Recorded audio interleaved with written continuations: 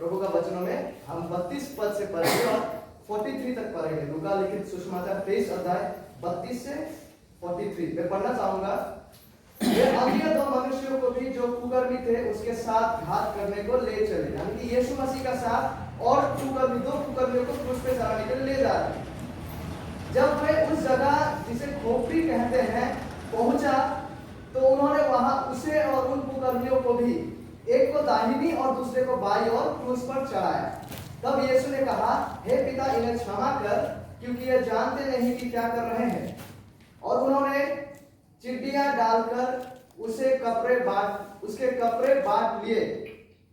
लोग खड़े खड़े देख रहे थे और सरदार भी ठट्ठा करके कहते थे, इसने दूसरों को बचाया। यदि यह परमेश्वर का मसीह है और उसका चुना हुआ है तो अपने आप को बचा ले। सिपाही भी पास आकर और सिरका देकर उसका ठट्ठा करके कहते थे, यदि तू यहूदियों का राजा है तो अपने आप को बचा। और उसके ऊपर, यीशु मसीह के क्रूस के ऊपर एक दोष पत्र भी लगाया था। और उस दोष पत्र में क्या लिखा था? यह यहूदियों का राजा है। 39 पद, जो कुकर्मी वहां लटकाए गए थे उनमें से एक ने उसकी निंदा करके कहा, क्या तू मसीह नहीं? तो फिर अपने आप को और हमें बचा। इस पर दूसरे ने उसे डांट कर कहा, क्या तू परमेश्वर से भी नहीं डरता? तू भी तो वही दंड पा रहा है और हम तो न्याय अनुसार दंड पा रहे हैं, क्योंकि हम अपने कामों का ठीक फल पा रहे हैं, पर इसने कोई अनुचित काम नहीं किया। तब उसने कहा, उन दो कुकर्मियों में से एक कुकर्मी, एक चोर ने कहा, यीशु को ऐसा कह रहा है, हे यीशु, जब तू अपने राज्य में आए तो मेरी शुद्धि लेना या मुझे स्मरण करना, रिमेंबर मी। 43 पद, उसने उससे कहा, यीशु उस एक चोर से कह रहा है जो उनसे ये विनतियों को रख रहा है।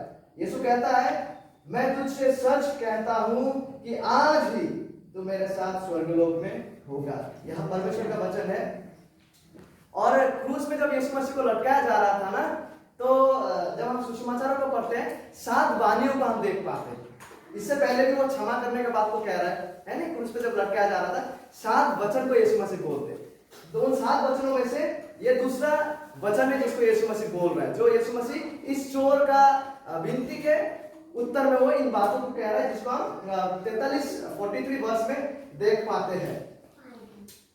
और विशेष करके क्योंकि मैंने कहा कि हम लोग सिर्फ इन 2 पदों को में ही जोर देंगे, आज इन 2 पदों को ही देखने का प्रयास करेंगे, तो इन 2 पदों की और जब हम इस माहौल को भी देख रहे हैं, जो सबसे पहला विषय जिसे हम यहाँ देख पाते हैं वो है परमेश्वर की संप्रभुता को। जो सबसे पहला विषय जिसे हम यहाँ देख पाते हैं वो है परमेश्वर की संप्रभुता। अब ये परमेश्वर की संप्रभुता है क्या? परमेश्वर की संप्रभुता है क्या? परमेश्वर की संप्रभुता का अर्थ है, साधारण भाषा में, हमारे साधारण चलती भाषा में यदि हम बात करें तो परमेश्वर की संप्रभुता का अर्थ है कि परमेश्वर, यानी कि जो बाइबल का त्रिएक परमेश्वर है, ठीक है, इस परमेश्वर के नियंत्रण के बाहर, उसके कंट्रोल के बाहर, उसके नियंत्रण के बाहर कुछ भी नहीं घटता है, या कुछ भी उसके नियंत्रण से बाहर नहीं। लेकिन यहाँ की सभी चीजें, है ना, परमेश्वर की इच्छा और उसकी नियुक्ति और उसके ठहराने के अनुसार घटता है। तो परमेश्वर की संप्रभुता का जब हम बात करते हैं, बाइबल के परमेश्वर का प्रभुता का, तो वो इस तरह से सारा चीजों में प्रभुता को रखते हैं कि कुछ भी उसके नियंत्रण के बाहर नहीं, कुछ भी उसके मंत्रणा और इच्छा, सार्वभौम इच्छा के बाहर नहीं घटता है, वरन सब कुछ परमेश्वर के प्रभुत्व का इच्छा जो है उसके ठहराने के अनुसार घटता है। कुछ भी घटनाएं जिसे हम देख पाते हैं, जब हम नीति वचन में देखते हैं तो कहा गया है कि चिट्ठी डाली जाती है। जैसे लूडो है ना, लूडो हम लोग लूडो खेलते हैं, और लूडो में एक आता है कभी, और सांप का खेल में एक आने से बहुत खुश हो जाते हैं, और दूसरा लूडो में खेलने से 6 आने से बहुत खुश लगता है।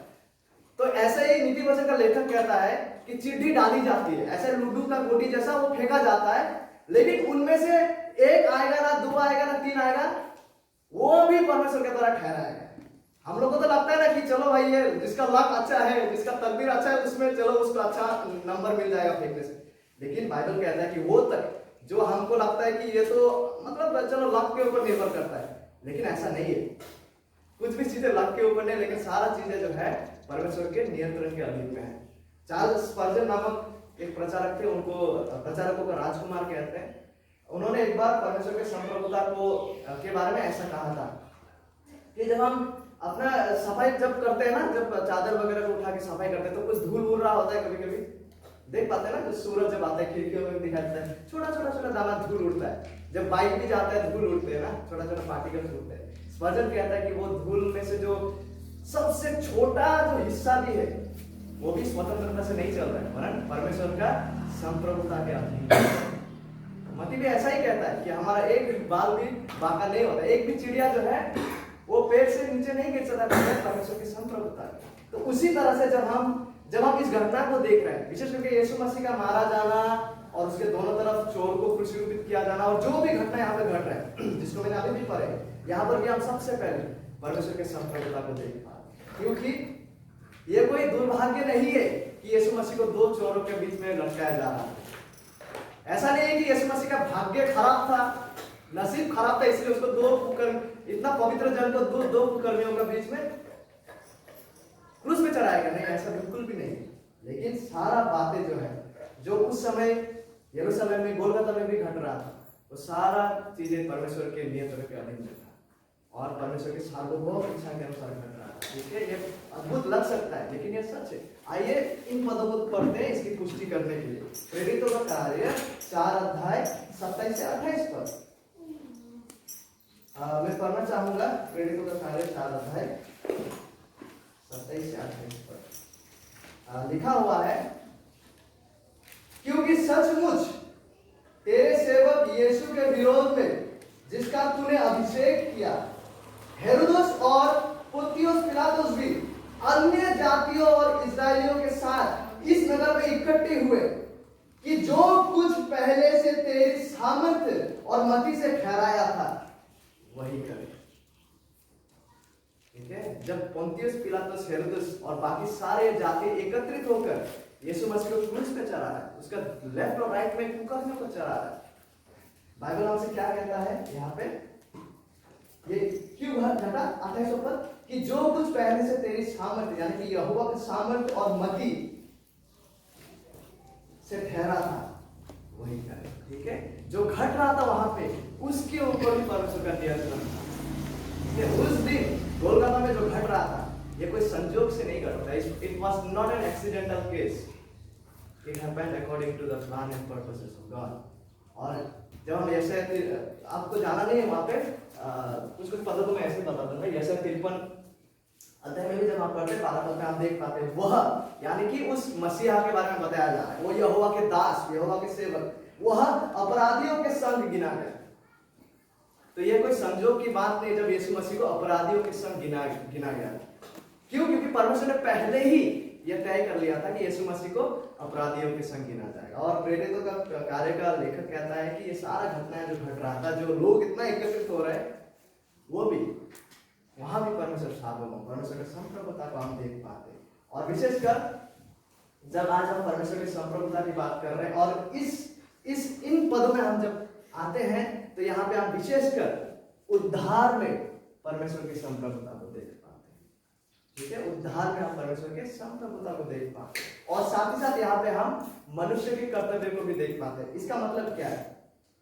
इसका मतलब यह है, जब हम उद्धार में परमेश्वर की संप्रभुता की बात करते हैं, ठीक है, उसका मतलब क्या है? उसका मतलब यह है कि शास्त्र के अनुसार हम देख पाते हैं कि उद्धार जो है, जब किसी का उद्धार होता है, जब किसी को पाप क्षमा किया जाता है, जब किसी को अनंत जीवन, नया जन्म दिया जाता है, जब किसी को परमेश्वर का संतान बनाया जाता है, वह तक परमेश्वर की नियुक्ति और इच्छा के अनुसार घटना होता है। उसमें भी परमेश्वर का ठहराया हुआ इच्छा को हम देख पाते हैं। इसलिए जब हम यूहन्ना 1 में पढ़ते हैं 12 में ऐसा लिखता है कि जितनों ने यीशु के नाम पर विश्वास किया, उन्हें ग्रहण किया, वो परमेश्वर के संतान होने का उनको अधिकार मिला है।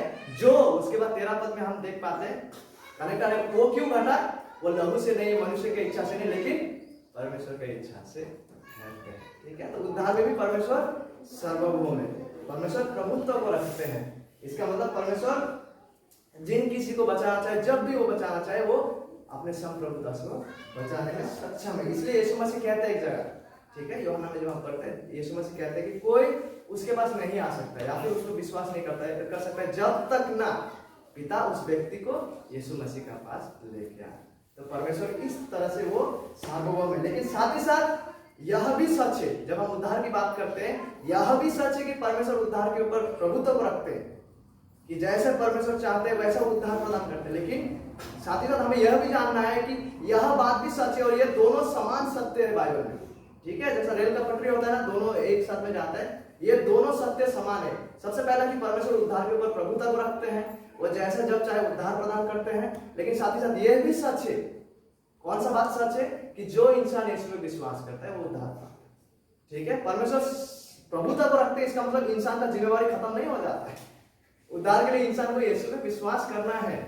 ठीक है, दोनों ही समान सत्य है बाइबल में। हाँ, इसलिए जब कोई भी व्यक्ति उद्धार पाते हैं या कभी भी पाएंगे, हम ये कह सकते हैं कि वो उद्धार पा रहे हैं क्योंकि परमेश्वर ने उनको चुना और ठहराया उद्धार के लिए। ये भी सच है। और साथ ही साथ ये भी सच है कि जब भी कोई व्यक्ति उद्धार पाते हैं या पाएंगे, वो व्यक्ति इसलिए उद्धार पा रहे हैं क्योंकि उसने पाप से फेर के यीशु को विश्वास किया। इंसानों के पास भी ये जिम्मेवारी है कि इंसान ताकि यीशु पे विश्वास करे। दोनों ही बात सच है कि उद्धार परमेश्वर के मंत्रणा से घटता है और उद्धार के लिए मनुष्य को भी यीशु को विश्वास करना है। दोनों ही समान सच है और दोनों ही सत्य को हम इस घटना में देख पाते हैं जो यहाँ पे लूका 23 में जो एक कुकर्मी के साथ घट रहा है, जिस कुकर्मी को उद्धार मिल रहा है। इसलिए सबसे पहले हम परमेश्वर की प्रभुता की ओर देखेंगे, विशेष करके उद्धार में कैसे परमेश्वर प्रभुता को रखते हैं, कि उद्धार बिल्कुल ही परमेश्वर के ठहराने और उसके मंशा के अनुसार घटते हैं, उसके हस्तक्षेप से। और साथ ही हम इस घटना में यह भी देखेंगे कि एक इंसान का भी यह दायित्व और जिम्मेवारी बनता है कि वो यीशु मसीह को विश्वास करे। और दोनों बात ही सच है, ये दोनों ही समान सत्य है, कोई एक दूसरे के ऊपर दूसरा चढ़ नहीं जाते, दोनों ही समान सत्य है। तो सबसे पहले हम परमेश्वर के प्रभुता की ओर देखेंगे, उद्धार के ऊपर, फिर हम मनुष्य की जिम्मेदारी को देखेंगे कि उद्धार में भी उसको विश्वास करना है, उद्धार के लिए उसको यीशु मसीह को विश्वास करना है। और यीशु मसीह यहाँ पे हमने देखे कि दो कुकर्मी, यानी कि दो लोग डाकू भी हो सकते हैं, चोर भी हो सकते हैं, और दोनों का बीच में उसको यीशु मसीह को क्रूस पे चढ़ाया गया। लेकिन आश्चर्य बात यह है कि दोनों में से एक ने यीशु को विश्वास किया, दूसरे ने नहीं।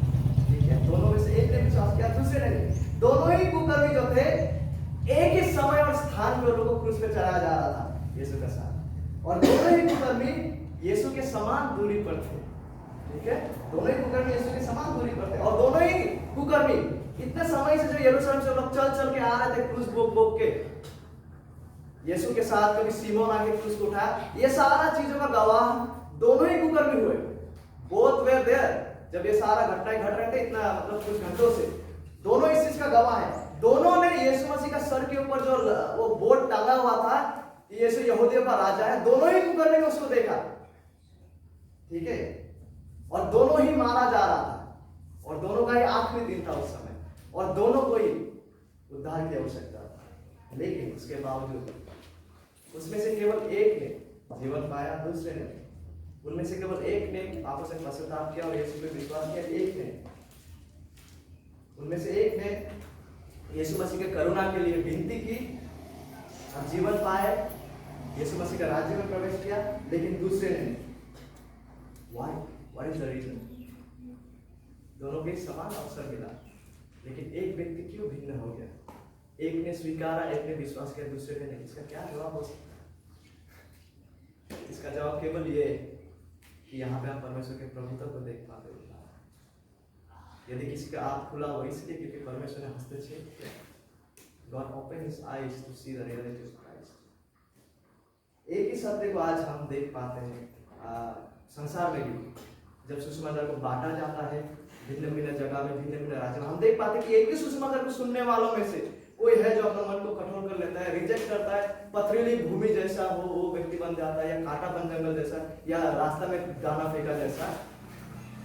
एक ही सुसमाचार को सुनने वाला ऐसा आज भी ये समान सत्य को हम संसार में देख पाते हैं कि बीज बोया जाता है, लेकिन कोई जो है अपने आप को कठोर कर लेता है, स्वीकार करने, लेकिन कोई है जो उसी बीज से वो विश्वास करता है, उसी बीज से उसका जीवन में फल उत्पन्न होता है।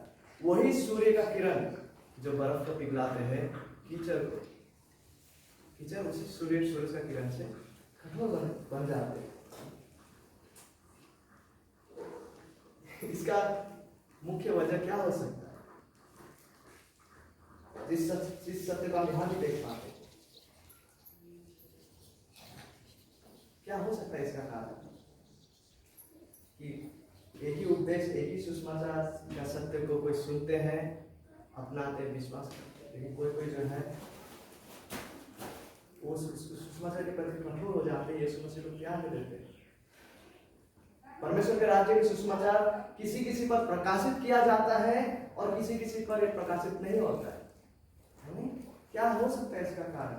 आइए यीशु मसीह से सुनते हैं। मत्ती 11 अध्याय इस पद को पढ़ते हैं, ठीक है? यीशु मसीह से सुनते हैं कि क्यों ये घटता है, और हम देख पाएंगे कि इसमें भी परमेश्वर का प्रभुता है।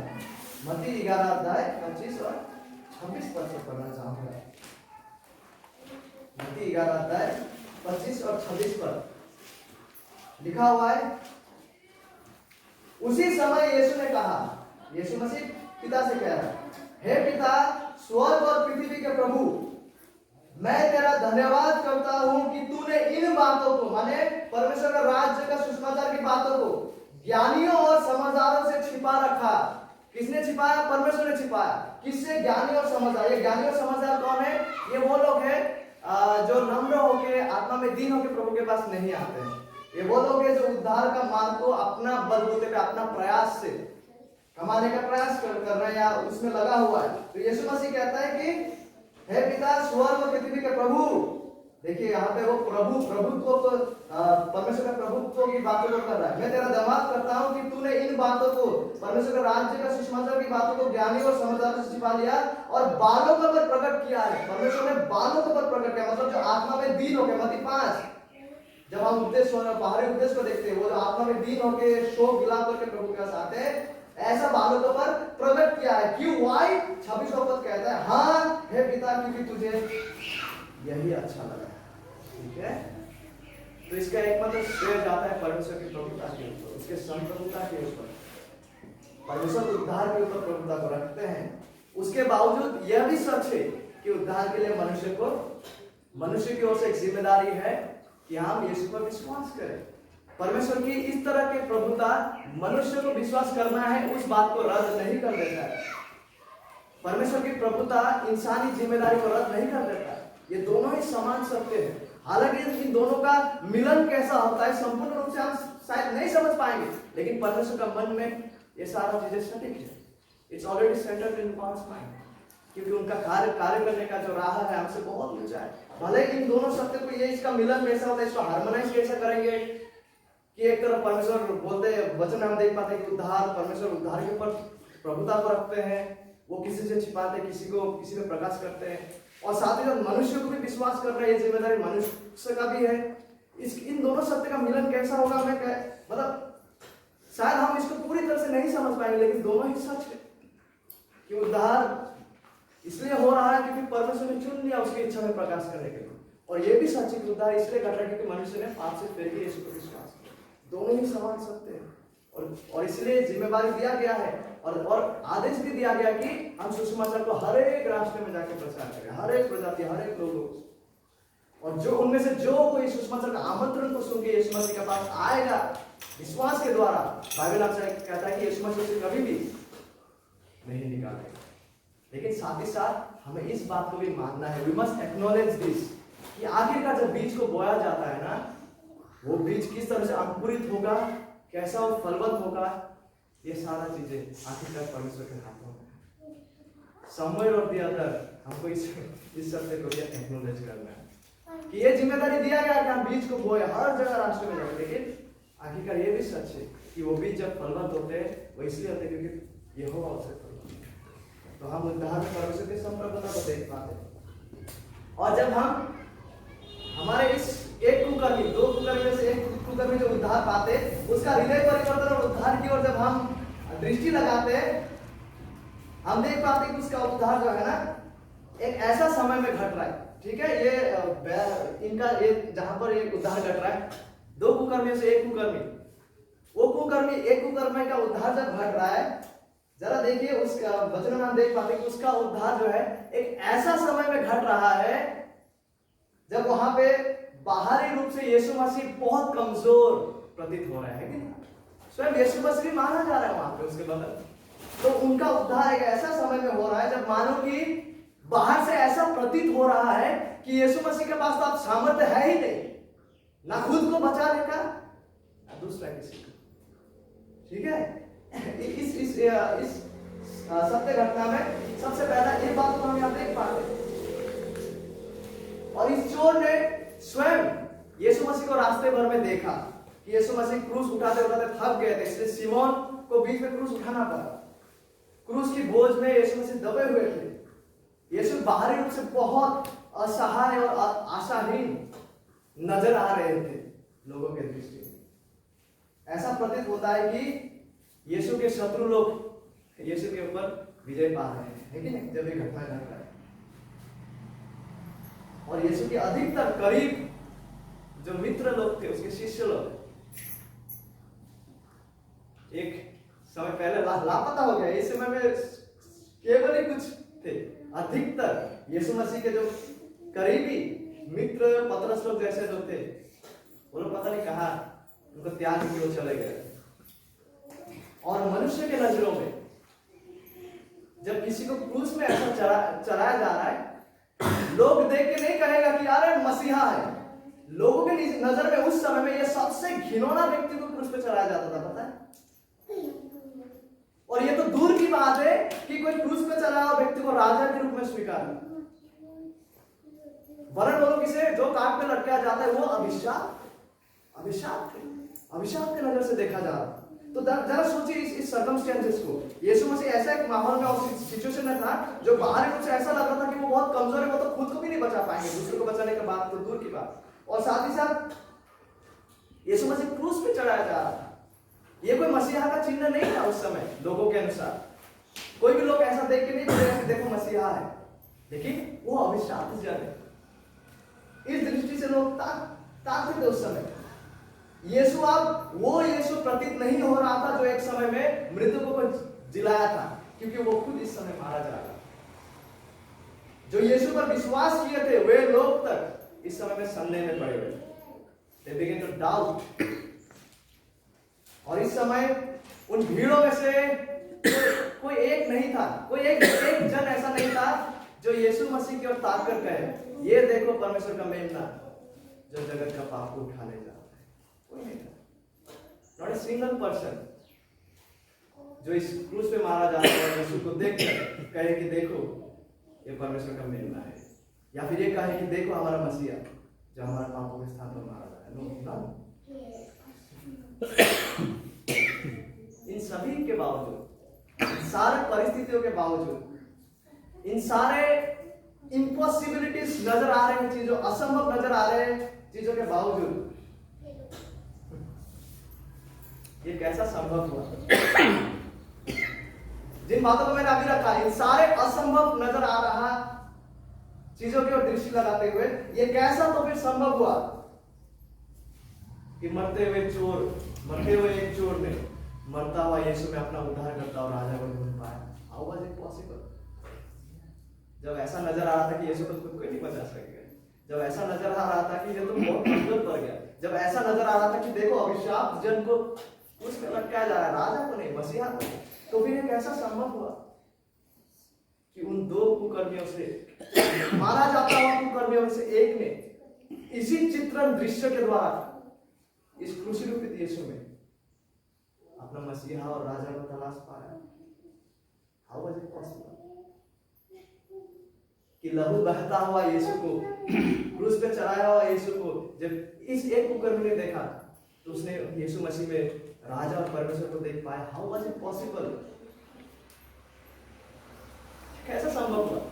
जब यीशु मसीह का अपना जन भाग गया त्याग के, जब भीड़ में से कोई ऐसा नहीं था जो कहता कि देखो यहोवा का, परमेश्वर का मेमना हमारे स्थान पे मारा जा रहा है, तो फिर ये कैसा संभव हुआ कि वहां में एक ऐसा था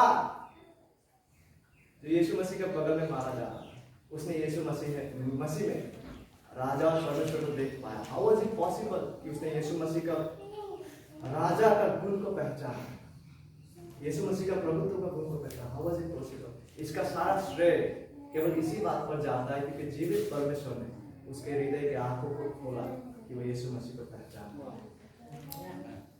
अन्यथा दूसरा कोई भी उपाय नहीं है। जस्ट लुक एट एवरीबॉडी, कोई भी नहीं देख पाया। हाउ वाज इट पॉसिबल कि ये आदमी? इसलिए याद है जब साइमन पतरस ने यीशु को पहचाना था, यीशु जब पूछा था तुम मुझे क्या समझते हो, पता है यीशु ने क्या जवाब दिया था? जब साइमन पतरस ने सही जवाब दिया, बोला कि flesh and blood did not reveal this to you, लहू और मांस ने ये बात तुमको प्रकाशित नहीं किया Patras. Simon Barjona father who is in heaven, मेरे स्वर्गीय पिता ने तुम्हें सच्चाई को प्रकाशित। वही वास्तविकता यहाँ पर भी घट रहा है। हम उद्धार में परमेश्वर के संप्रभुता को देख पाते हैं। इसीलिए परमेश्वर हस्तक्षेप करता है, इस मारा जाता हुआ चोर का आंखों को खोलता है, उसका समझ को खोलता है। वो यीशु मसीह में अपना प्रभु मसीहा राजा को देख पाते हैं और मरता हुआ यीशु का अपना उद्धारकर्ता के रूप में स्वीकारते हैं, विश्वास करते हैं। और अब आइए हम लोग अपना दृष्टि को इस चोर की ओर देखेंगे। ठीक है, हम इस चोर की ओर अभी अपना दृष्टि को लगाएंगे, इस एक चोर की जो उद्धार पा रहे। और साथ साथ हम ये देखेंगे कि ये चोर ने क्या विनती को की यीशु मसीह का सामने। ठीक है, और यहाँ पे हम मनुष्य की जिम्मेदारी को में आते हैं। हम इस एक चोर की ओर जब ताकते हैं, हम यहाँ पे सच्चा हृदय परिवर्तन को देख पाते हैं।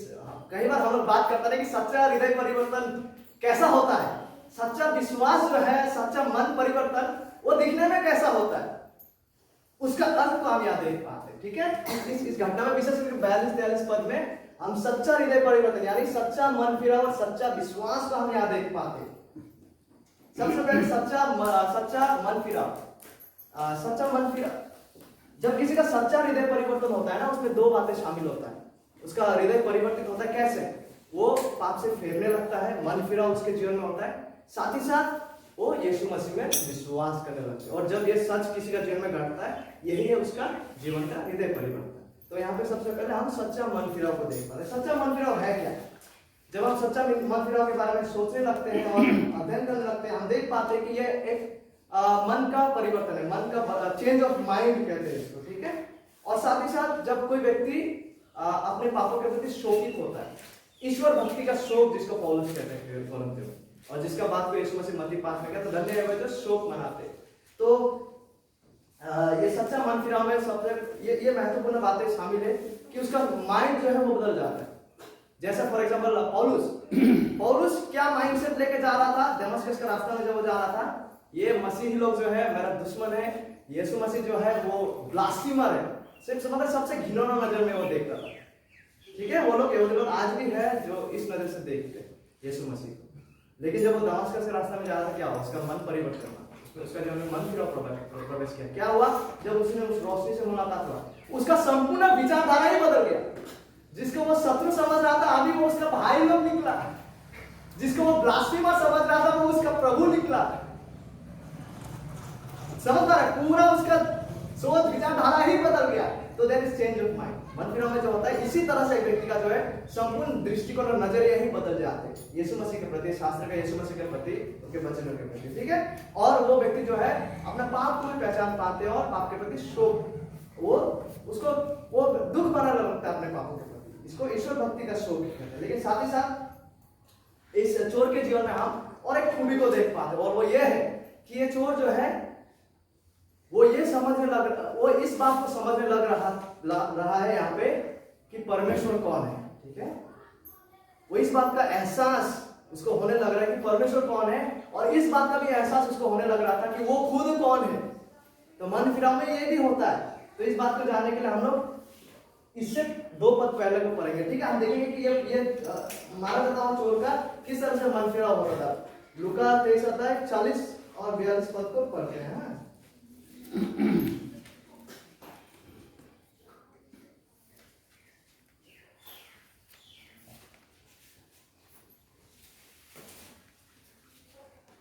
लिखा हुआ है, इस पर दूसरे ने उसको डांटकर कहा, मतलब जो एक कुकर्मी था जो उद्धार पाए, वो दूसरा कुकर्मी को डांट के कहा, क्या कहा? क्या तू परमेश्वर से भी नहीं डरता? देखिए, उसका परमेश्वर के प्रति अभी दृष्टिकोण बदल रहा है। वो कहता है दूसरा को डाउट नहीं कर रहा है, क्या तू परमेश्वर से भी नहीं डरता? मतलब वो समझ रहा है अभी परमेश्वर कौन है, ठीक है, इसलिए वो कह रहा है क्या तू परमेश्वर से भी नहीं डरता? तू भी तो वही दंड पा रहा है और हम तो न्याय अनुसार दंड पा रहे हैं, क्योंकि हम अपने कामों का ठीक फल पा रहे हैं, पर इसने यानी यीशु मसीह ने कोई अनुचित काम नहीं किया। तो यहाँ पे क्या हो रहा है, जब इन बातों को ये उद्धार पाता हुआ चोर इन बातों को कहता है क्या तू परमेश्वर से भी नहीं डरता, वो ऐसा नहीं कह रहा है कि क्या तू नरक से नहीं डरता, वो ऐसा भी नहीं कह रहा है क्या तू दंड से नहीं डरता, वो कह रहा है क्या तू परमेश्वर से भी नहीं डरता। What does it mean? इसका मतलब यह है कि ये जो एक मारा जाता हुआ चोर, उद्धार प्राप्त चोर है, उसने ये समझ पाया कि यहोवा कौन है, उसको समझ में आ रहा था कि बाइबल का परमेश्वर पवित्र है, धार्मिक है और न्यायी है, ठीक है। इसलिए उन्होंने दूसरा कुकर्म को ऐसा नहीं कहा कि क्या तू दंड पाने से नहीं डर रहा, वो कहते क्या तू परमेश्वर से भी नहीं डरता। उसका विवेक जो है परमेश्वर के प्रति सक्रिय हो गया कि परमेश्वर कौन है, गॉड इज होली, ठीक है, वो धार्मिक है और न्यायी है, और एक ही समय में वो अपने पापों को भी मान रहा है। वो कहता है कि हम तो जिस चीज को पाने का योग्य था हम उसी को पा रहे हैं। उन्होंने अपने आप को सटीक ठहराने का वहां पे घोषणा नहीं कर रहे, हाँ, वो सच में वो मान रहा है। जैसे भजन 51 में हम पढ़ते हैं, हम दाऊद का चित्रण को देख पाते हैं, दरकार नहीं है, वहां पे दाऊद कहता है मैंने केवल तेरे ही विरुद्ध पाप किया ताकि तू बोलने में धार्मिक और न्याय करने में निष्कलंक ठहरे। दो बातें घट रहा है यहाँ पे ना, दाऊद और ये व्यक्ति भी जो है मन फिराव के समय में वो सच में जान पा रहे हैं कि परमेश्वर कौन है, और वो ये भी जान पा रहे हैं कि इंसान जो है उन्होंने परमेश्वर के खिलाफ पाप किए हैं, वो अपने पापों को मान रहा है, कबूल रहा है। एक महत्वपूर्ण बात यह है कि क्या हमने भी ना अपने जीवन में ऐसा स्थान को लिए हैं परमेश्वर के सामने, जैसे दाऊद और वो मारा जाता हुआ उद्धार प्राप्त हो, क्या हमने भी वाकई में परमेश्वर को जानते हुए, है ना, पाप से फिर उनके पास आके पापों का क्षमा मांगे? क्या हमने इस स्थान को लिए हैं जैसे स्थान को ये उद्धार प्राप्त चोर और दाऊद जैसे लोगों ने लिया अपने जीवन में सच्चा मन फिरा हुआ? क्या हम इस तरह स्थान को परमेश्वर के सामने लिए हैं जहां हमने वाकई में परमेश्वर के सामने अपने पापों को मान लिए? यीशु मसीह आया पापियों को बचाने के लिए, लेकिन वही पापियों को जो वाकई में प्रभु यीशु मसीह के पास आकर अपना पापों का क्षमा मांगते, ठीक है, अपना पापों को स्वीकारते हैं यीशु मसीह का सच्चा विश्वास करते हुए। तो यही वास्तविकता का हम यहाँ देख पाते हैं। और ना ही केवल इस चोर ने, उद्धार प्राप्त चोर ने मन फिराया, लेकिन पश्चाताप के साथ साथ उनके जीवन में हम सच्चा विश्वास को भी देख पाते हैं, ठीक है, सच्चा विश्वास को भी हम उसके जीवन में देख पाते हैं कि उन्होंने पाप से फेरा, लेकिन यीशु मसीह के प्रति वो विश्वास कर रहा है। एक तरफ वो फेर रहा है और वो, जैसा मैं इस दिशा में अगर जा रहा हूं, मैं अगर फिरूं तो उस दिशा से जाना मेरा बंद होगा, लेकिन दूसरी दिशा में मैं आगे बढ़ा। उसी तरह से मन फिराव में क्या आता है, मैं कहीं से फेर रहा हूं लेकिन किसी की और विश्वास में मैं आगे बढ़ रहा, और वो है प्रभु यीशु मसीह की ओर। तो ये दो बातें, दो सच्चाई हृदय परिवर्तन में होना आवश्यक है। एक है तो मन फिराव, लेकिन साथ ही साथ यीशु मसीह के प्रति सच्चा विश्वास हो। और उसी का हम यहाँ देख पाते हैं कि इस चोर ने प्रभु यीशु मसीह को विश्वास किया। पतरस कहते हैं कि जब हमारा नया जन्म होता है वो अविनाशी बीज, यानी कि वो बीज जो कभी नाश नहीं होता है, उसके द्वारा हम नया जन्म पाते हैं, जो कि परमेश्वर का वचन है। तो हमारा विश्वास जो है वो परमेश्वर के वचन के साथ संबंध रखते हैं। कैसे? आइए उसके लिए दूसरा थिस्सलुनीकियों 2:13 को पढ़ते हैं। दूसरा थिस्सलुनीकियों 2:13। जब हम सच्चा विश्वास की बात कर रहे हैं तो परमेश्वर का वचन का भूमिका को हम देखते हैं इसमें, ठीक है। सेकंड थेसलोनियंस, दूसरा थिस्सलुनीकियों 2:13 मैं पढ़ना चाहूंगा। हे भाइयों और प्रभु के लोगों, चाहिए कि हम तुम्हारे विषय में सदा परमेश्वर का धन्यवाद करते रहे, उसके बाद क्योंकि परमेश्वर ने आदि से तुम्हें चुन लिया। देखिए यहाँ पे परमेश्वर का प्रभुता है कि परमेश्वर ने चुन लिया उद्धार के लिए, कि आत्मा के द्वारा पवित्र बनकर और सत्य की प्रतीति करके उद्धार पाओ। और यहाँ पे ये जो बात है सत्य की प्रतीति, ये प्रतीति जो है वो सत्य के प्रति विश्वास को दर्शाते हैं। ठीक है, सत्य परमेश्वर ने कैसा उद्धार को ठहराया है, परमेश्वर की योजना के अनुसार उद्धार कैसा घटते हैं। यहाँ पे कहा गया है कि परमेश्वर ने आदि से तुम्हें चुन लिया, एक तो चुनाव के द्वारा, लेकिन साथ ही साथ आत्मा के द्वारा पवित्र बनकर और सत्य की प्रतीति यानी कि सत्य पर विश्वास करने के द्वारा क्या हो करके उद्धार पाओ। तो उद्धार कैसे घटता है? एक तरफ परमेश्वर ने चुनाव को किए हैं, लेकिन साथ ही साथ मनुष्य की ओर क्या है, जब लोग सत्य की प्रतीति करते हैं या फिर सत्य को विश्वास करते हैं। परमेश्वर के वचनों का सत्य को विश्वास करने के द्वारा, विशेष करके यीशु मसीह का सुसमाचार को विश्वास करने के द्वारा एक व्यक्ति जो है उद्धार पाते हैं। ठीक है, तो हम जब इस व्यक्ति का, इस एक मारा जाता हुआ चोर जो है जो उद्धार पा रहे थे, तो उनमें विश्वास मतलब कहां हम देख पाते हैं कि उनमें विश्वास था, कहां उसका प्रमाण है। देखिए बहुत ही मजेदार बात है यहाँ पे। इस चोर ने भी प्रभु का वचन को विश्वास किया। ठीक है, इस चोर ने भी प्रभु का सत्य को विश्वास किया। कैसे? लूका 23 में लौट के आते हैं थोड़ा सा। लूका 23 में देखिए 23 अध्याय 38 पद में पढ़ेंगे, लिखा हुआ है और उसके ऊपर यानी कि यीशु मसीह का ऊपर, यीशु मसीह को जब क्रूस में चढ़ाया जाएगा उसके ऊपर क्या है, एक दोष पत्र यानी कि एक बोर्ड जैसा है जहां पे कुछ लिखा गया था। क्या लिखा गया था? यीशु मसीह जो है यह यहूदियों का राजा है। यीशु मसीह के सर के ऊपर लिखा हुआ था, क्या लिखा हुआ था? यीशु मसीह जो है वो यहूदियों का राजा। भले पिलातुस और बाकी लोगों ने उस बात को क्यों लगाया हम एग्जैक्टली नहीं जानते। शायद उन्होंने यीशु मसीह का निंदा करने के लिए भी लगाया होगा, खूब संभवत, क्योंकि वो लोग तो उन लोग के अनुसार, तो अधिकतर लोगों के अनुसार यीशु मसीह तो राजा नहीं थे ना, जो लोग विशेष करके क्रूस में चढ़ा रहे थे। तो शायद उन लोगों ने यीशु मसीह का निंदा करने के लिए, यीशु मसीह का मजाक करने के लिए इन बातों को लगाया था होगा कि यीशु मसीह जो है वो यहूदियों का राजा है। लेकिन क्या यह सच नहीं है कि यीशु मसीह राजा है, द ओनली किंग, वरन वो राजाओं का राजा है? क्या यह सच नहीं है कि यीशु मसीह यहूदियों का राजा है? वाकई में, हालांकि लोग मजाक करने के लिए इन बातों को रखे थे होंगे, लेकिन यह सच है कि यीशु मसीह यहूदियों का राजा है। क्या यह सच नहीं है यीशु मसीह राजा है? संपूर्ण मत्ती का जो सुसमाचार है वो इसीलिए लिखा गया है ताकि यीशु मसीह को राजा कहकर साबित कर सके। ठीक है, तो यीशु मसीह के सर के ऊपर क्या लिखा हुआ था? यीशु मसीह जो है वो यहूदियों का राजा है। तो यीशु मसीह को जब क्रूस पे लटकाने के लिए लाया जा रहा था, यीशु मसीह का क्रूस के साथ वो चोर लोग जो क्रूस भूख के चल रहा था, साथ ही साथ ये बोर्ड जहां पे लिखा हुआ था कि यीशु मसीह यहूदियों का राजा है, कोई भी कारणों की वजह से लिखा हुआ होगा पिलातुस लोगों ने, लेकिन परमेश्वर ने उसे मिटाने नहीं दिया। ठीक है, परमेश्वर ने उस सच को मिटाने नहीं दिया, ना ही उस सच को मिटा के कुछ और बात को वहां जोड़ने दिया। परमेश्वर ने ये होने नहीं दिया क्योंकि ये वाकई में सच था, इसलिए परमेश्वर ने उसे वैसे ही रखा।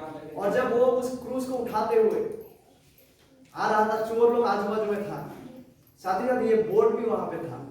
कौन सा बोर्ड? जहां पे लिखा हुआ है कि यीशु मसीह जो है वो यहूदियों का राजा है। और परमेश्वर ने इसे मिटाने नहीं दिया, यद्यपि लोग इसे मिटाना चाहा एक समय में, और उसमें कुछ जोड़ने भी नहीं दिया परमेश्वर ने, उन बातों पर कुछ जोड़ने भी नहीं दिया और उस बातों को मिटाने भी नहीं दिया।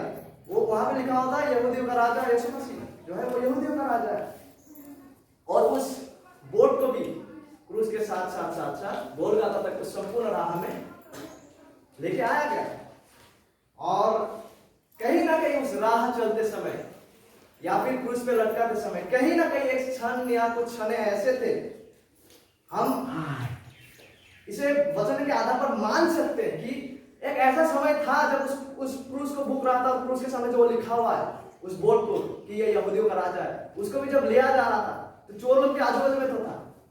कहीं एक क्षण में उस दौरान ये उद्धार प्राप्त चोर ने उन लिखा हुआ वचन को जो परमेश्वर का सत्य है उनको उसने भी पढ़ा। ठीक है, इसका प्रमाण को आप कुछ देर में पाएंगे। उसने भी पढ़ा और परमेश्वर ने उसके आंखों को खोल दिया कि वो समझ पाए कि वो सच है। यदि लोगों ने मजाक करने के लिए लिखा था यहूदियों का राजा है यीशु यहूदियों का राजा है, लेकिन वो वाकई में परमेश्वर का सच था। और परमेश्वर ने इस चोर के आंखों को खोला, उसके मन के आंखों को खोला कि वो सच में उन सच को विश्वास करे कि यीशु मसीह के बारे में जो लिखा है वहां पे कि वाकई में यीशु राजा है। उस पर ये चोर ने विश्वास किया। ठीक है, चोर ने वाकई में विश्वास किया कि यीशु मसीह यहूदियों का राजा है। हमको कैसा पता चलता है? हमको इसलिए पता चलता है क्योंकि जो सच्चा विश्वास है ना, वो परमेश्वर का वचन पे भरोसा करते हैं, परमेश्वर का वचन को सच में स्वीकारते हैं, परमेश्वर का वचन के प्रति एक सच्चा भरोसा विश्वास होता है। तो इस चोर ने भी यीशु मसीह के बारे में जो लिखा हुआ सच था उसका विश्वास किया। कहीं पर उसने पढ़ा उस दौरान। हमें कैसा पता चलता है? हमें इसलिए पता चलता है क्योंकि हम जब 42 पद में ताकते हैं तो हम देख पाते हैं वो चोर कहता है, क्या कहता है? हे यीशु, जब तू अपने राज्य में आए, जब तू अपने राज्य में आए, जब तू अपने राज्य में आए, क्योंकि तू राजा, तू एक राज्य में आने वाले। जब तू, वो यीशु मसीह से कह रहा है, जब तू अपने राज्य में आए तो मेरी शुद्धि लेना है, मुझे याद करना है। तो क्या हम देख पा रहे हैं कि ये चोर ने वाकई में इस सच को मान लिया और विश्वास कर लिया कि यीशु मसीह राजा है। इसलिए वो यीशु मसीह कह रहा है कि जब तू अपने राज्य में आए, क्योंकि उसने यीशु मसीह को राजा के रूप में स्वीकारा। तो सच्चा विश्वास जो है वो परमेश्वर का वचन को सच रूप में मान लेता है और उस सत्य पे भरोसा करता है। ठीक है, वो भरोसा किया, इसलिए वो यीशु को कह रहा है कि जब तू तेरा राज्य में आए, क्योंकि उन्होंने उन सत्य पर भरोसा किया, विश्वास किया। तो सच्चा विश्वास में ये बातें शामिल है कि परमेश्वर का वचनों पर भरोसा करना, परमेश्वर का वचन जो कहता है यीशु के बारे में उस सत्य को मान लेना, उस पर व्यक्तिगत रूप से भरोसा करना। और इस चोर ने भी सोचिए, उसके बगल में यीशु मसीह मारा जा रहा था, उसके बावजूद वो यीशु मसीह को राजा के रूप में स्वीकारा। उसके बावजूद उसने यीशु मसीह को परमेश्वर और मसीहा के रूप में स्वीकारा। इसलिए वो कहते हैं, देखिए यीशु मसीह उस समय मारा जा रहा है उसके आंखों के सामने, फिर भी वो कहता है कि जब तू तेरा राज्य में आए। अरे यीशु तो मर रहा है भाई तुम्हारे आंखों के सामने, तो उसके राज्य में आने का बात आया कहां से?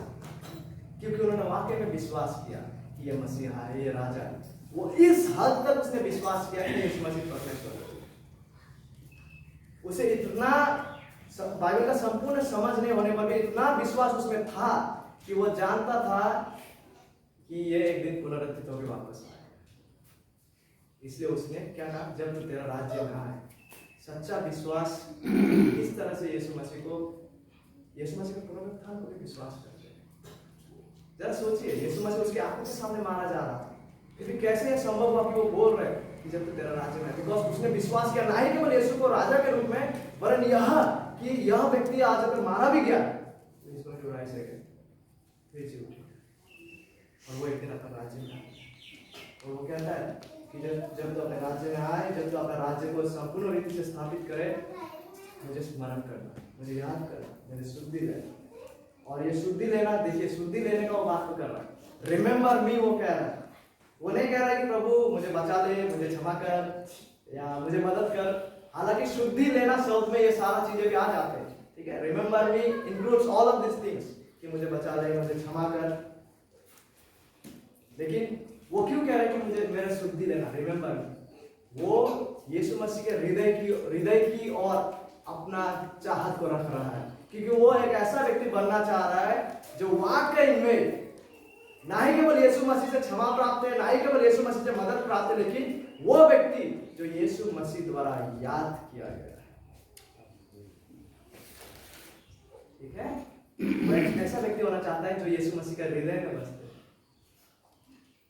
इसलिए वो कहता है जब तू तेरे राज्य में आए, मेरी शुद्धि लेना, रिमेंबर। तो हम देख पाते हैं कि इस एक उद्धार प्राप्त चोर में सच्चा विश्वास, सच्चा हृदय परिवर्तन का हम देख पाते हैं। ठीक है, और अभी तीसरा विषय जो है यहाँ से वो यह है कि यहाँ पे आप यीशु मसीह का उद्धार प्रदान करने का सामर्थ्य को भी देख पाते हैं कि यीशु मसीह सामर्थ्य है। कोई शक ना करे, यीशु मसीह का उद्धार प्रदान करने का क्षमता।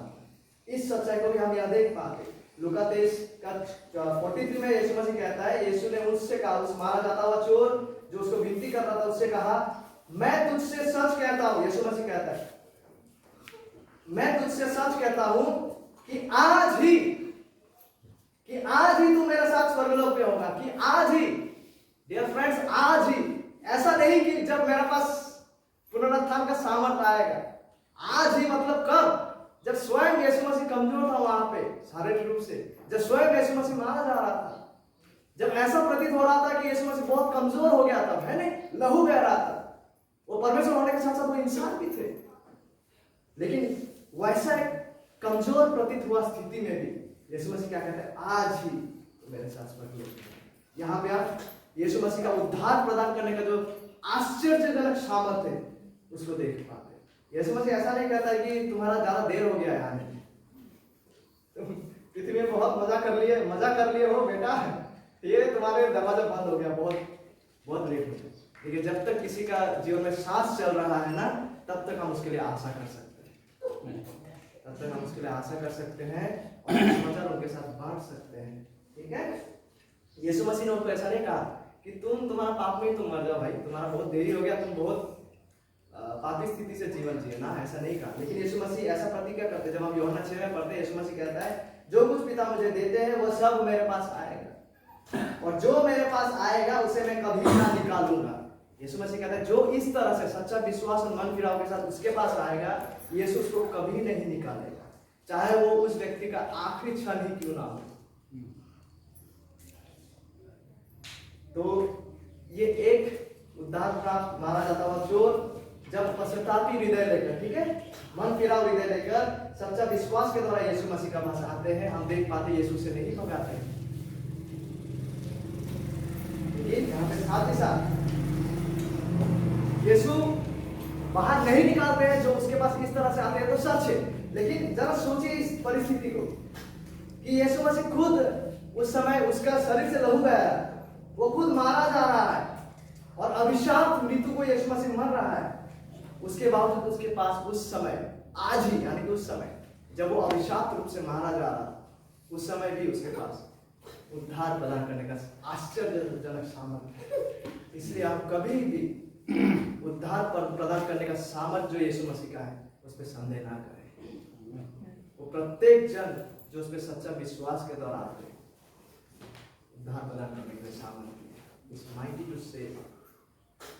देखिए, चाहे हम कोई भी पाप का दलदल में फंसे क्यों ना हो, संसार के नजर में वो जितना भी कीचड़ भरा और काली करतूत लगे क्यों ना, यदि आज हम उसके पास फेर के आ सकते हैं तो हमारे लिए आशा है। चाहे कोई जितना भी जो परिस्थिति में हो क्यों ना, चाहे वो कितना भी बुराई में फंसे हो क्यों ना, यदि वो उसी क्षण मन फेरते हुए यीशु मसीह में सच्चा विश्वास के द्वारा आते हैं ना, उसके पास पाप की क्षमा है। यीशु मसीह जो कोई उसके पास इस तरह से आते हैं, उसका पापों का क्षमा और उसे उद्धार प्रदान करेगा। He is mighty to save, वो सामर्थ्य है।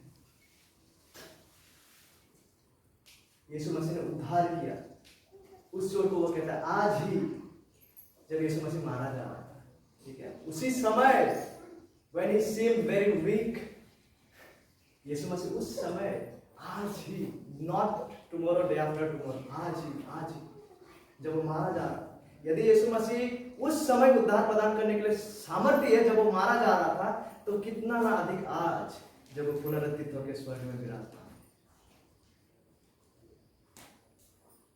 जब यीशु मसीह मारा जाते समय किसी का उद्धार प्रदान करने के लिए सामर्थ्य है, कितना ना अधिक आज जब वो पुनरुत्थान के बाद, स्वर्गारोहण के बाद पिता का दक्षिण हस्त में विराजमान है।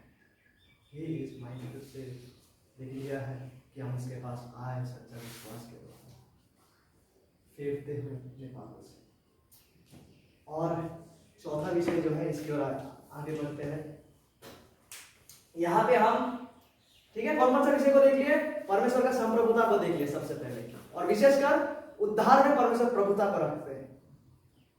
ये परमेश्वर के ऊपर है कि परमेश्वर कैसे क्या करते हैं, सारा चीज उसके नियंत्रण के अधीन है। यीशु मसीह कहता है कि परमेश्वर ने यही बहाया कि ज्ञानियों से उन्होंने परमेश्वर के राज्य के बातों को छिपाकर बालों के प्रकाश किया।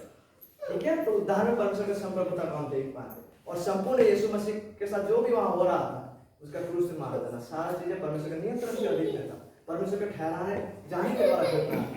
इसको हमने सबसे पहले देखा। उसके बाद हमने यहाँ देखा कि इस एक मारा जाता हुआ चोर जो है, वो दो में से एक कुकर्मी जो है, उनका सच्चा हृदय परिवर्तन काम देखी, उनमें सच्चा मन फिरा, उन्होंने सच में अपना हालत को पहचाना परमेश्वर के सामने, ठीक है, अपना गुनाह को कबूला और साथ ही साथ उन्होंने परमेश्वर का सत्य वचन पर विश्वास किया कि वाकई में यीशु मसीह जो है राजा है। उन्होंने यीशु मसीह को परमेश्वर के रूप में उन्होंने देखा, ठीक है, उन्होंने विश्वास किया, उनका सच्चा हृदय परिवर्तन हुआ। इतना तक उसका विश्वास था, सच्चा विश्वास, यीशु मसीह जो आने वाला है उसके राज्य को स्थापित करने के लिए, उतना दूर तक उसको संपूर्ण भरोसा था। और तीसरा बात हमने यहाँ ये देखा कि यीशु का उद्धार प्रदान करने का आश्चर्यजनक सामर्थ्य, कि यीशु मसीह जब मारा जाने वाला स्थिति में था उसी समय वो उद्धार प्रदान करने के लिए सामर्थ्य था, तो कितना नहीं आज जब वो पुनरुत्थान के बाद स्वर्ग में विराजमान है। और चौथा विषय जो यहाँ से हम देखने जा रहे हैं वो है उद्धार प्राप्त व्यक्तियों का गंतव्य, मतलब उद्धार प्राप्त जिसका हुआ है, जो सच में मन फिराया, विश्वास किया यीशु को, ठीक है, तो उस व्यक्ति के साथ क्या होता है, वो जब मारा जाता है पृथ्वी में, वो कहाँ जाते हैं, उसका गंतव्य मतलब वो कहाँ जा रहे हैं आखिरकार, उसको हम यहाँ पे देख पाते हैं, ठीक है। इसके लिए मैं इस पद को पढ़ना चाहूंगा फिर एक बार, लूका 23 अध्याय 43 जो पद है, उसने यानी कि यीशु ने उससे कहा, उस चोर से जो उससे विनती कर रहा था, यीशु मसीह कहता है मैं तुझसे सच कहता हूं कि आज ही, आगे यीशु से कहता है तू मेरे साथ स्वर्गलोक में होगा, तू मेरे साथ स्वर्गलोक में होगा, ठीक है। तो यीशु मसीह का साथ स्वर्गलोक में होना, अनंत काल के लिए यीशु मसीह का संगति में, यीशु मसीह को देख पाना, उसका संगति में रह पाना, उसका आनंद में प्रवेश करना, ये प्रत्येक जो उद्धार प्राप्त व्यक्ति है वो वही उसी और आगे बढ़ रहा है, ठीक है, वो एक दिन वहां पे जाके पहुंचने वाले। लेकिन जरा सोचिए, यीशु मसीह परमेश्वर का करुणा, उनका प्रेम, उनका आशीष इतना महान है उनके संतानों के लिए, हमारा सोच से ज्यादा है। हाउ, देखिए यहाँ पे चोर ने क्या बोला था, जब तू तेरा राज्य में आए मेरा स्मरण करना। यीशु मसीह क्या कहता है, don't wait for that day, today, तब नहीं, आज ही तो मेरे साथ स्वर्गलोक में होगा। वो आशा कर रहा था जब यीशु मसीह लौट के आएगा तब मुझे, यीशु मसीह कहता है कि टुडे इटसेल्फ, आज ही। चोर का धारणा से, सच्चा उद्धार प्राप्त व्यक्ति का धारणा से दूर है परमेश्वर का जो प्रेम है उसके प्रति। और जो ने क्या कहा था, मेरा शुद्धि लेना मतलब मुझे स्मरण करना, लेकिन यीशु क्या कहता है, तू मेरे साथ स्वर्गलोक में, not just remember you but you will be with me. चोर केवल याद किया जाने के लिए आशा रख रहा था, वो भी उस समय। यीशु मसीह कहता है आज ही, केवल याद नहीं बट तू मेरे साथ होगा स्वर्गलोक, ठीक है। तो प्रत्येक जो उद्धार प्राप्त व्यक्ति है वो उसी और आगे बढ़ रहा है, और अनंत जीवन उद्धार का एक सर्वश्रेष्ठ लक्ष्य और सर्वश्रेष्ठ उपहार यही है।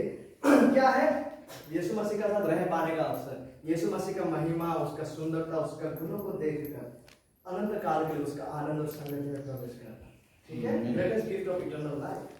इसलिए यीशु मसीह विनती करता है, इन विनतियों को देखेंगे, ठीक है, कि यीशु मसीह के साथ रह पाना, उसका सुंदरता, उसका महिमा को देख के समझ पाना, उसमें आनंदित रह के अनंत काल में उसका महिमा प्रदान कर पाना, उसका महिमा को देख पाना, यही उद्धार प्राप्त व्यक्तियों का आखिरकार जहां पर हम जा रहे हैं, हमारा गंतव्य, ठीक है। इसके लिए इसको तो पढ़ लिए हैं, इस पद को पढ़ते हैं, यूहन्ना 17:24, यूहन्ना, जल्दी से यूहन्ना ललित सुषमाचार्य 17 अध्याय, और ये यीशु मसीह का विनती है, ठीक है। 17 अध्याय 24 पद में यीशु मसीह पिता से विनती करता है, वो कहता है हे पिता, मैं चाहता हूं कि जिन्हें तूने मुझे दिया है, जितनों को पिता ने यीशु को दिया है, जहां मैं हूं वहां वे भी मेरे साथ हो। We are saved, हमें बचाया जाता है ताकि हम उसके साथ हो जहां वे है। उसके आगे कि वो मेरी उस महिमा को देखे जो तूने मुझे दी है, क्योंकि तूने जगत की उत्पत्ति से पहले मुझसे प्रेम रखा है या प्रेम किया है। तो हमें क्यों उद्धार दिया जाता, क्यों ईश्वर को उद्धार दिया जाता, क्योंकि आखिरकार हम वहां हो जहां यीशु मसीह, अनंत काल के लिए उसका महिमा को देख पाए, उसमें आनंदित रह पाए, उसमें संतुष्ट रह पाए। और एक पद को देख लेते हैं फिलिपियोस में पौलुस भी कुछ ऐसा ही बात वो कहते हैं।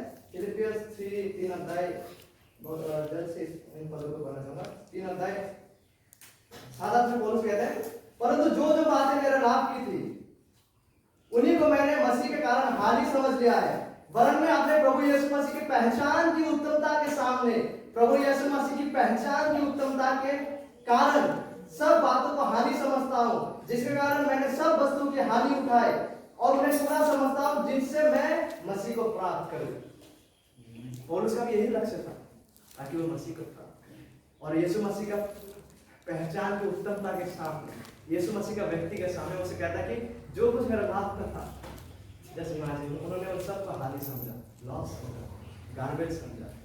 ठीक है, तो हमें उद्धार दिया जाता है, बचाया जाता है। पौलुस का भी यही लक्ष्य है, जो मसीह को पास। और पहला पत्रस 3 अध्याय 16 नहीं, 18। पहला पत्रस 3 अध्याय 18 पद वेरी क्विकली सर्वेक्षण कर लेते हैं। पहला पत्रस 3 अध्याय 18 पद का पहला हिस्सा,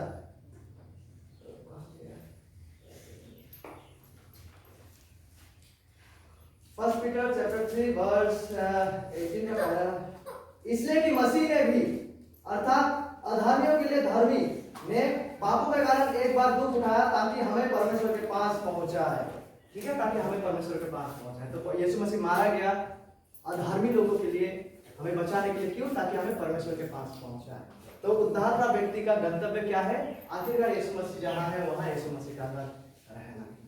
ठीक है, रह पाना, उसका सुंदरता को देखना, यही प्रत्येक उद्धार का व्यक्तियों का आखिरकार चीफ जो मतलब आखिरकार जो गंतव्य है, चीफ एंड, परमेश्वर यीशु मसीह का साथ रह पाना, उनमें संतुष्ट हो पाना, उनमें तृप्त रहना, उनमें आनंदित रहना और उनको अनंत काल की उनका महिमा प्रदान करते जाना। That's why you and I were made.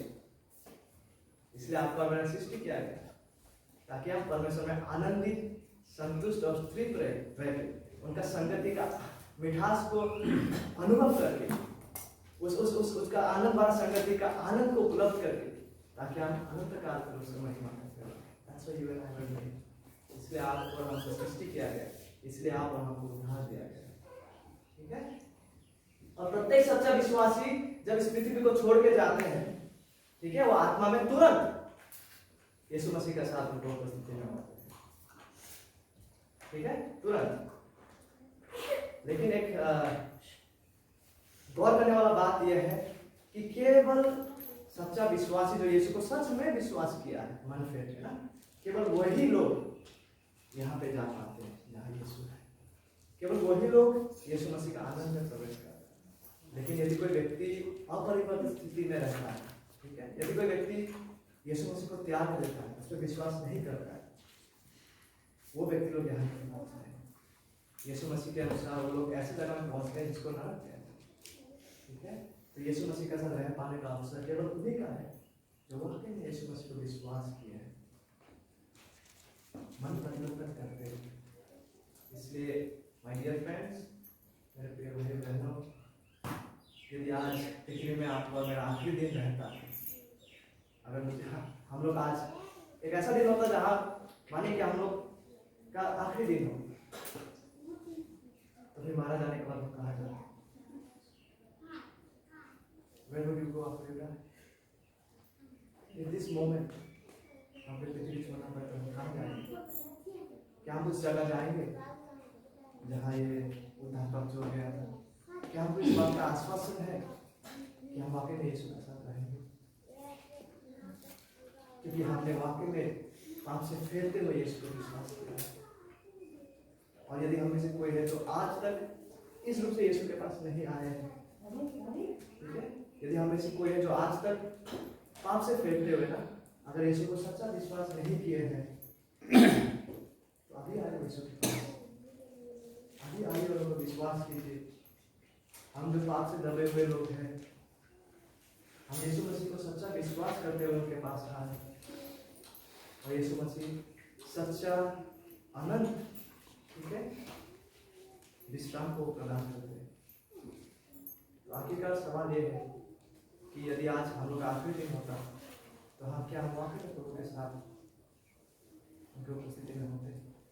लेकिन वहाँ केवल वही लोग पहुँचते जिन्होंने यीशु को विश्वास किया है। क्या हमने वाकई में यीशु को विश्वास किया है? आपसे कहते हैं, यदि हमने आज तक नहीं किया है तो टेक सम टाइम टुडे, आइए उनके पास, क्योंकि केवल वही आपको सच्चा आत्मिक विश्राम दे सकते हैं। क्योंकि वो कहते हैं, हे बोझ से दबे हुए लोग, ये सब परिश्रम करने वाले और बोझ से दबे हुए लोग, यीशु कहते हैं मेरे पास आओ। पति क्या करते हैं? यदि कोई इस तरह से आते हैं उनके पास, जो पाप के बोझ से दबे हुए इंसान है,